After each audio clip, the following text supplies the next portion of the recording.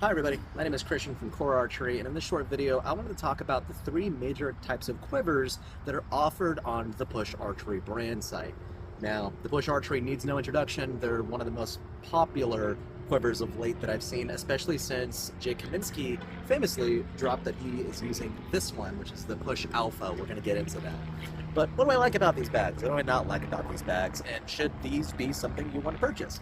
I'll tell you outright, I've not been sponsored by Push to make this video, and I paid for all of these with my money, and I do recommend all of these for a specific purpose. That being said, let's get into it. First off is the one I am wearing, obviously, which is the Push Alpha pack. Now this is kind of needs no introduction. This has already been talked about to death by Jay Kaminsky and how awesome it is, how it just stores everything you could possibly need, but what do I not really like about it?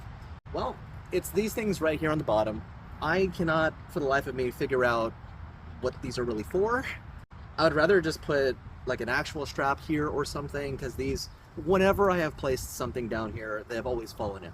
And yes, I do know to tighten this, it's not a joke. But actually though, I have lost a hat, I've lost a parka by putting this in here, and it's just fallen out, no problem. So that's one thing I would definitely fix. Beyond that, it's an excellent pack. It stores everything you could possibly think of. I already have a water bottle in here and an extra toolkit in case I need it. And it's my primary quiver for all things compound and usually for just a bunch of time on the range. The next one I want to get into is this small one right here. This is the Push Delta pack. This is the first version, so it's missing the two little tabs here that you'll see on their website right now. Delta pack is an excellent pocket quiver if you're just looking to have a backyard shoot, or if you just want to carry some stuff from the target back to a single point and you're not carrying that much. Obviously you can't carry a water bottle on this, but it'll get you where you need to go with, 6 to 8 arrows. If you're shooting big thick ones like this, you could probably fit 4 in here, no problem. And I do love the fact that this is a magnetized quiver, so it'll snap onto your pocket and usually not fall out. Now, there is a reason, I will point out, why they added those two little button things here. And that's because this is not reliably going to keep this quiver into your belt.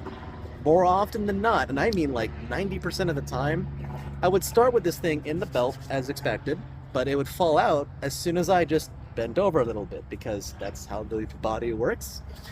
Now, it's a great little pack, like I said. And I do use this a lot if I'm just shooting a couple of arrows in the backyard, or if I just don't feel like carrying that much. I'm only going to be out here for like 30 minutes or something, and I just want to shoot a little bit. Great value though. This thing is built to last, it's tough, and honestly, I can say, like, I can't stop saying the praise of this thing. It's a great little pack if you just want to have it on your pocket. It is, in my opinion, the best pocket quiver that you can probably get right now. Until they make a couple of little improvements to making sure it stays inside the belt, this thing is perfectly fine for most of your needs. Now, the elephant in the room, the largest one in the pack, is the Ridge Runner pack, and I don't see a lot of videos reviewing this pack. The reasons, I'm not sure. This is the most expensive pack that Push Archery has out there, and there's a lot of people probably using this pack, but not a lot of details about what they don't like about this pack. Now, let me start by saying what I do love. This pack obviously carries the most stuff out of all of the other packs here. It's the largest pocket. You can have your rangefinder in the front. You have an extra pocket here in the front as well, with little molly things, and you can also attach additional stuff on the sides like this.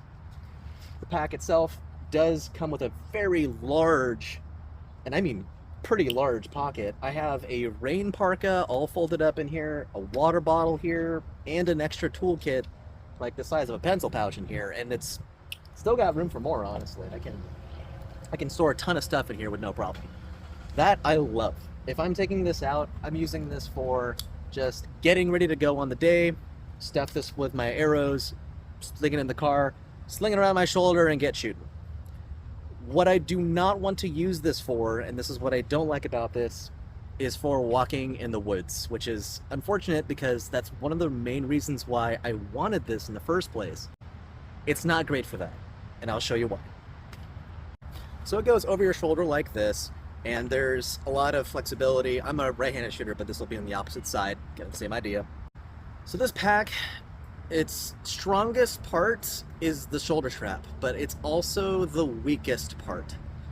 What I mean by that, this shoulder padding is probably the best padding, and I mean like business class padding, of any shoulder strap I have worn. This thing is super comfortable to wear if it's just lightweight stuff that's in your pack. But if you have a lot of stuff like I do in this pack, and it's weighed down on one side, when you walk in the woods, this is the worst part of the pack. I'm gonna get close so you can hear this. So, moving my leg, maybe you can hear that. When it's strapped to your leg and there's a lot of weight here, the tendency is the pack wants to remain still while this remains, well, the pack wants to move while this remains still. What that means is there's a sawing effect that occurs on your shoulder, and over the course of time, and I mean less than 20 minutes of this, it gets annoying for sound, and two, it gets a little uncomfortable. It's like somebody is sawing something on top of your shoulder, and it doesn't feel good to have over the course of a couple of hours of shooting. So if you're looking to carry this thing in the woods, you're gonna be hearing that a lot. You're gonna be feeling that sawing effect on your shoulder a lot. And it's not very pleasant to shoot with, especially if you're shooting like a tournament style. Definitely would not recommend this pack. So I don't recommend this pack for walking in the woods. What do I recommend this pack for? And that's just the ready to go nature of it. I can carry so much in this pack that if I wanted to go ready to go bag for archery at any time, I could shove this stuff with a whole bunch of pre-made, like the water and everything. And if I wanted to just do some shooting after work, all I have to do, get out of my car, get my bow, sling this thing on, and I'm good to go. Just walk out there. Not a lot of prep work required. Is that any better than just clipping on a belt for your Push Archery pack? I don't really know, especially because this is the expensive pack that they offer, and it does have that quality.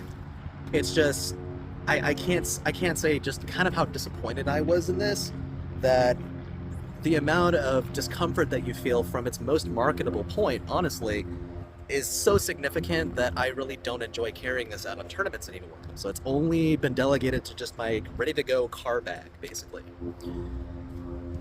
That being said, I do enjoy this pack because of just how much you can carry in it. If I had a day on the range like this where it's nice and beautiful and there's no problems, or if I was at risk of rain and I can carry my rain parka with me without risk of it falling out, thank you, I would definitely recommend this pack. So hopefully that's been helping you. And I don't want to say that this is a bad pack at all. I mean, this thing is awesome. It's just, when you compare this pack to the Alpha pack, I would carry the Alpha every single time, no doubt. And if you want something with maximum portability and not a lot of carrying, just get the Delta pack. It's the cheapest one of the bunch. It's a nice little pocket quiver, and these things are built to last. This will last you a long while in the woods. Anyways, hope you guys enjoyed the video. This has been my thoughts. And again, my name is Christian. If you have questions, leave them in the comments. I'll try my best to answer them. Beyond that, have a great rest of your day and keep shooting.